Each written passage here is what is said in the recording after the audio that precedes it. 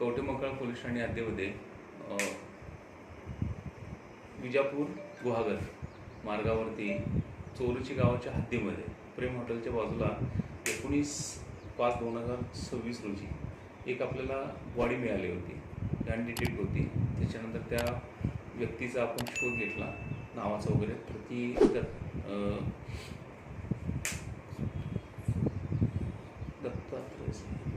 दत्तात्रय भगवान चाबरे, राणा सांगली, संजयनगर सांगली याची ती बॉडी असल्याची आपल्याला कळाले. त्याच्यानंतर आपण जागेवरचे घटनास्थळ पंचनामा केला, इनक्वेस्ट पंचनामा देखील केला आणि बॉडी आपण PM साठी दिली होती. PM झाल्यानंतर डॉक्टरने ॲडव्हान्स सर्टिफिकेट आपल्याला दिल्यानंतर ॲडव्हान्स सर्टिफिकेटमध्ये त्याच्या डोक्याच्या डाव्या बाजूला एकूण 4 जखमा झालेल्या दिसून आल्या.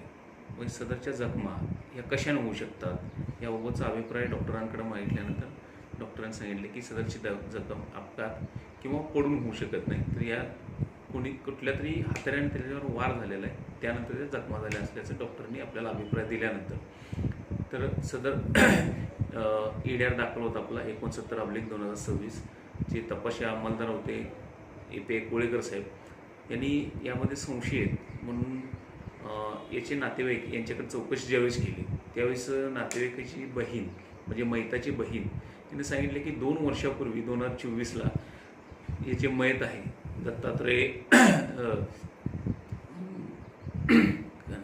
चाबरे याच्या नावे त्याचा मेहुणा रामचंद्र खिलारे यांनी 30 लाखाचा अपघाती विमा काढलेला आहे. ते विम्याचे पैसे देखील हप्ते देखील तोच भरतो.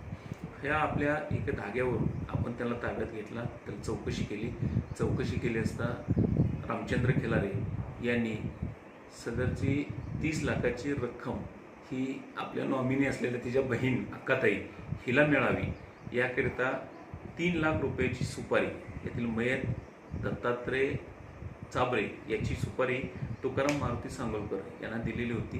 त्यातले 1 लाख रुपये सुद्धा दिलेले होते आणि त्यानंतर